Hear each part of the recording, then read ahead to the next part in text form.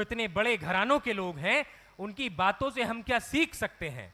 तो उन पहले संबोधन में मैं हमारे बीच में आज की एक बहुत विशेष उपस्थिति, हमारे विशिष्ट अतिथि श्री तपेश चौधरी जी, आपसे आग्रह करूंगा कि कृपया आप यहां पर आएं और अपने आशीर्वचनों से, अपने जोशीले वचनों से हमें अनुग्रहित करें। श्री तपेश चौधरी जी, आपका स्वागत है सर।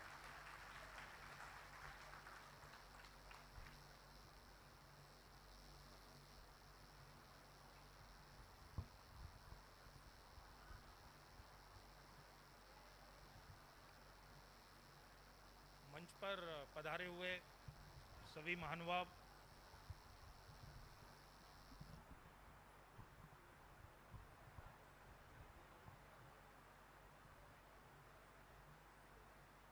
सारे अतिथि जो मेरे सामने बैठे हुए हैं, प्रतिभाशाली छात्र, उनके माता पिता और रिश्तेदार जो यहाँ आए हुए हैं, मैं सबका हार्दिक अभिनंदन करता हूँ। और आवाज़ आ रही है?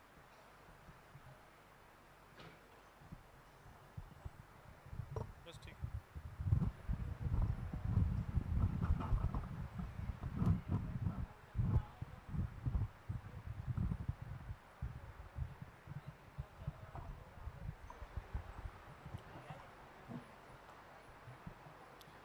और साथ ही साथ मैं राष्ट्र चेतना मंच के अध्यक्ष, संरक्षक और सभी पदाधिकारियों का बहुत आभार व्यक्त करता हूं कि आज उन्होंने मुझे ये मौका दिया आप सब लोगों के बीच में आने का, क्योंकि हम सब ये सुन चुके हैं कि राष्ट्र चेतना मंच कितना अच्छा कार्य कर रहा है और इससे हमें कितनी प्रेरणा लेनी चाहिए कि हर इंसान अपने आप में एक सेना बन सकता है। और मैं हेमंत जी के लिए यही कहूँगा कि मैं तो अकेला ही चला था, लोग जुड़ते गए और कारवां बनता गया। तो जब कारवां बनता है तो ऐसे ही बड़े बड़े काम होते जाते हैं। तो ये मेरी बहुत बहुत बधाई राष्ट्र चेतना मंच के पदाधिकारियों और हेमंत जी को स्पेशली। खासकर ये कहा जाता है, मैं कुछ चीज़ बच्चों के लिए कहना चाहूँगा कि आजकल एजुकेशन सिस्टम में ये बहुत हो गया है कि ये कहा जाता है कि बच्चों को ज़्यादा स्ट्रेस नहीं लेना चाहिए, बच्चों को, माँ बाप को प्रेशराइज नहीं करना चाहिए अच्छे मार्क्स लाने के लिए या उनको ज़्यादा पढ़ाई करने के लिए। बच्चे टूट जाते हैं, लेकिन जो प्रतिभाशाली छात्र और छात्राएं यहाँ बैठे हैं और जो पेरेंट्स उनके यहाँ आए हुए हैं, मेरा उनसे ये कहना है कि ये फर्स्ट सेकंड आना आपको जॉब की गारंटी नहीं देता है, लेकिन फर्स्ट सेकंड आना ये अपने आप में दर्शाता है कि वो बच्चे फ्यूचर में चैलेंज लेने के लिए कितने तैयार हैं। और वो तैयारी इंसान को सीखने के लिए, एक अच्छा इंसान बनाने के लिए, प्रेरणा लेने और देने के लिए बहुत बहुत ज़रूरी है। तो मुझे बहुत बहुत खुशी है और मैं सभी छात्र छात्राओं को और उनके अभिभावकों को अपनी तरफ से हार्दिक बधाई देता हूं कि वो इस समय यहाँ बैठे हुए हैं और भगवान करे कि वो ऐसी ऊंचाइयाँ ज़िंदगी में आगे और ज़्यादा अचीव करते रहें और अपने माँ बाप का, अपने गुरुओं का और अपने देश का नाम रोशन करते रहें। देखिए, जो हमारा एजुकेशन सिस्टम है वो, मैं ये तो नहीं कहूँगा कि वर्ल्ड में बेस्ट सिस्टम है मेरे अपने एक्सपीरियंस के हिसाब से, क्योंकि हमारे एजुकेशन सिस्टम में थोड़ी प्रैक्टिकलिटी की कमी है। ये नॉलेज बेस्ड ज़्यादा है, प्रैक्टिकल चीज़ कम है, यानी कि सेल्फ रिलायंस जिसे कहते हैं कि अपने आप के अपने पैरों पे खड़े होने वाला सिस्टम नहीं है। तो वो धीरे धीरे उसमें चेंजेस ज़रूर आ रहे हैं, लेकिन सारे बच्चों को ये ज़रूर सीखना है कि हम हाउ, व्हेन, क्यों, कहाँ से ऐसा क्यों होता है, ये सब चीज़ें हम सीखें और जिससे हमें ज़्यादा ज्ञान प्राप्त हो। ज़रूरी नहीं है कोई आपको नौकरी दे, मैं तो ये कहता हूँ कि ये चीज़ें सीख के आप नौकरी देने वाले बनो। जब आप नौकरी देने वाले बनोगे तभी ये देश आगे बढ़ेगा। और मोदी जी, हमारे प्रधानमंत्री जी का ये प्रण भी है कि हर बच्चा अपने आप में एक कंपनी हो और वो कंपनी दूसरे लोगों को आगे बढ़ने का रास्ता दे। दूसरा, इन्हीं बच्चों के लिए मैं और ये कहना चाहूँगा कि हमारे देश में थोड़ी सी राष्ट्र चरित्र की कमी मुझे दिखाई देती है। राष्ट्र चरित्र होता क्या है? राष्ट्र चरित्र होता है राष्ट्र के बारे में सोचना और राष्ट्र के बनाए हुए नियमों को फॉलो करना जब हमें कोई नहीं देख रहा हो। एक छोटी सी बात एग्जाम्पल देता हूं कि आप हेलमेट लगा लेते हैं जैसे ही पुलिस की कोई बीट आती है या पुलिस कांस्टेबल दिख जाता है, लेकिन आप वैसे नहीं लगाते। तो ये अनुशासन है, हम अनुशासित नहीं है जीवन में। तो सारे बच्चों, कभी कभी कोई कोई दिन ऐसा आता है, कब हमें पता सब होता है लेकिन हम उस बात को फॉलो नहीं करते। तो आज मैं आप लोगों से ये प्रण लेना चाहूँगा कि मैं यहाँ आया हूँ कि जीवन में हमें कोई देखे या ना देखे, लेकिन हम अपने जीवन में राष्ट्र के द्वारा बनाए गए अनुशासन को फॉलो जरूर करेंगे। और ये फॉलो करना हम इसलिए ज़रूरी है क्योंकि जब आप स्वयं फॉलो करेंगे तो आपको देख के 4 लोग और भी फॉलो करेंगे, तभी ये देश महान बन सकता है। मैं ये नहीं कह रहा कि हमारा देश महान नहीं है, हिंदुस्तान वर्ल्ड में सबसे महान देश है, लेकिन इसको और महान बनाने के लिए आप सब लोगों के कंट्रीब्यूशन की ज़रूरत है, जो छोटी छोटी चीज़ों से बन सकता है। राष्ट्र चेतना मंच भी समाज के लिए किए गए कार्यों के लिए अब जाना जाता है, ये भी एक उसी का उदाहरण है। और आज की डेट में इसको आप कुर्बानी भी कह सकते हो। भाई देश के लिए कुर्बानी किसने दी? मंगल पांडे जी के जो प्रपौत्र हैं वो यहाँ बैठे हुए हैं।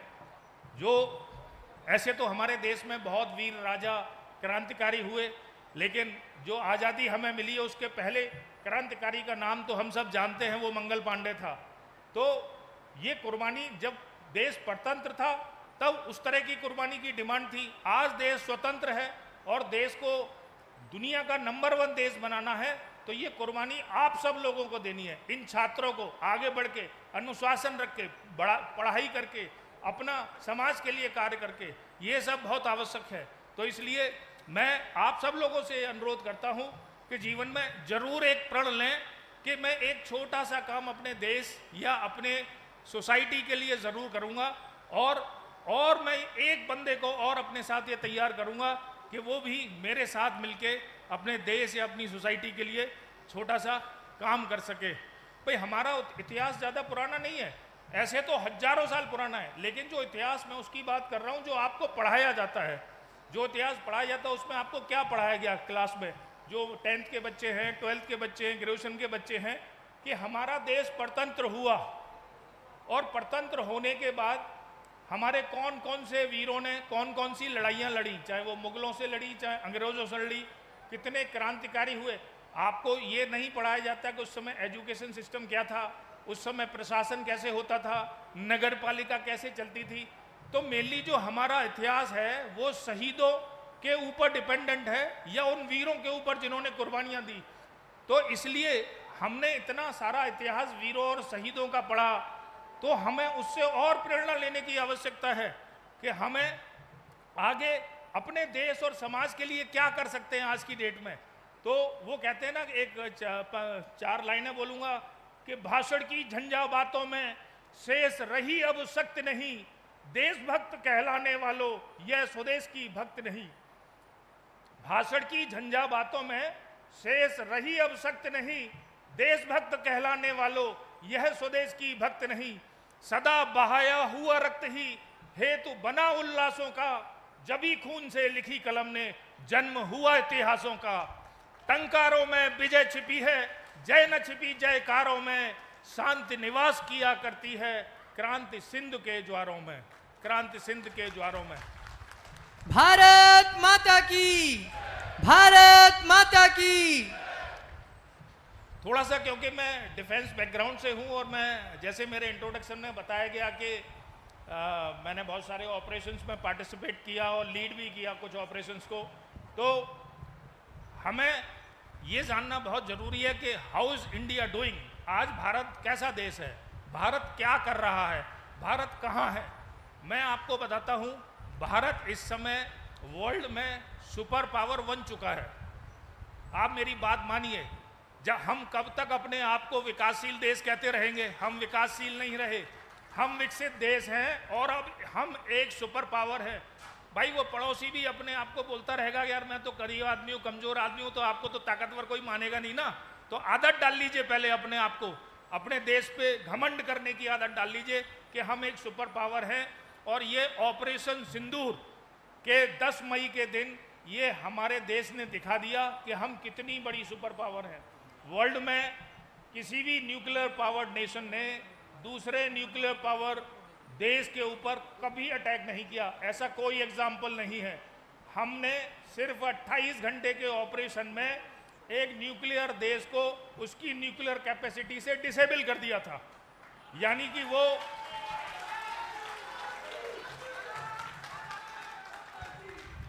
दूसरे देश ने सिर्फ सोचा भर कि अब हिंदुस्तान पे न्यूक्लियर चलाने का टाइम आ गया है, उसके सिर्फ सोचने से ही हमने उसके न्यूक्लियर ठिकाने तबाह कर दिए। तो आप देखिए कि इससे बड़ा सुपर पावर होने का कोई एग्जाम्पल हो नहीं सकता। तो अपने देश पर गर्व करिए, अपने देश के लिए कुछ करने के लिए सोचिए।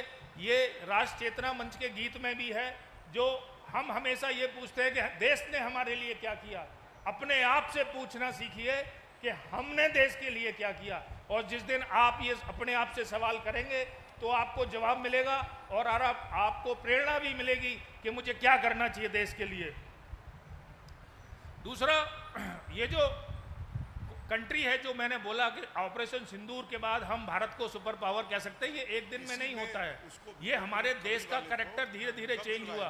पहले हमने उरी देखा, उरी अटैक के बाद हमने आर्मी ने सर्जिकल स्ट्राइक की, वो सर्जिकल स्ट्राइक करने बहुत सक्सेसफुल थी। हमने उनके कम से कम 100 आतंकवादियों को मारा। फिर हमारे यहाँ हमारे जवानों पे, सीआरपीएफ के जवानों पे अटैक हुआ, 40 जवान मारे गए। उसके बाद हमने ऑपरेशन बालाकोट किया। ऑपरेशन बालाकोट में हमने उनके करीब 300 टेररिस्ट को ख़त्म किया। और अब ऑपरेशन सिंदूर हुआ, जिसमें हमने लगभग 9 ठिकाने एक साथ ख़त्म कर दिए। तो ये भारत अपने आप में वर्ल्ड में इस समय सबकी निगाहों में है, और जब कोई बड़ा बनता है तो उसके दोस्त भी जलते हैं, उसके दुश्मन भी जलते हैं, लेकिन बिना किसी चीज़ की परवाह करते हुए हमें आगे बढ़ते रहना है। और आप जो बच्चे यहाँ बैठे हो, ये हो आप इस देश का भविष्य। हम लोग तो काफ़ी लोग इसमें से अपनी आधी से ज़्यादा ज़िंदगी जी चुके, लेकिन अब आपके सामने समय है इस देश के लिए कुछ करने का और कुछ करके दिखाने का। एक मैं आखिर में एक छोटी सी एडवाइस ज़रूर दूंगा बच्चों को और उनके पेरेंट्स को भी, वो सुने मेरी इस बात को ध्यान से, कि जब भी अपने बच्चों को कुछ करने की प्रेरणा दें या बच्चे कुछ करने का संकल्प लें, तो सिर्फ आपके मोटिव्स में, यानी कि आपके लक्ष्य में ऑनेस्टी ज़रूर होनी चाहिए।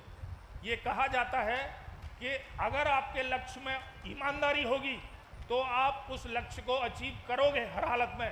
एक शाहरुख खान का डायलॉग भी है, जो लोग पिक्चर देखते हैं, कि किसी चीज़ को शिद्दत से चाहो तो सारी कायनात उसे मिलाने की जुगाड़ में लग जाती है। ठीक है, तो इसलिए इस ईमानदारी को अपने अंदर बरकरार रखना है। ईमानदारी अपने आप से होती है, अपने परिवार से होती है, समाज से होती है, लेकिन ईमानदारी किसी को दिखाने की चीज़ नहीं है। तो ना ज़्यादा वक्त लेते हुए मैं आप सब लोगों का बहुत आभारी हूँ कि आप लोगों ने बहुत पेशेंटली मेरे को सुना, और बाकी ऑर्गेनाइजिंग कमेटी का भी मैं बहुत आभार व्यक्त करता हूँ कि मुझे यहाँ आने का मौका दिया और आपके सम्मुख अपनी बात रखने का मौका दिया। और जाते जाते आप सब लोगों से 4 लाइनें कह के मैं विदा लेता हूँ कि देखिए कितने सजल हो गए हैं मेरे चक्षु पाषाण थे, पेयजल हो गए हैं। कि देखिए कितने सजल हो गए हैं मेरे चक्षु पाषाण थे, पेयजल हो गए हैं। एक बिखरा हुआ कथानक रहे उम्र भर, और आप सबसे मिले तो गजल हो गए हैं। धन्यवाद। बहुत शानदार, बेहतरीन। आपने इतना शानदार संबोधन दिया। आदरणीय तपेश चौधरी जी के लिए भारत माता की, भारत माता की।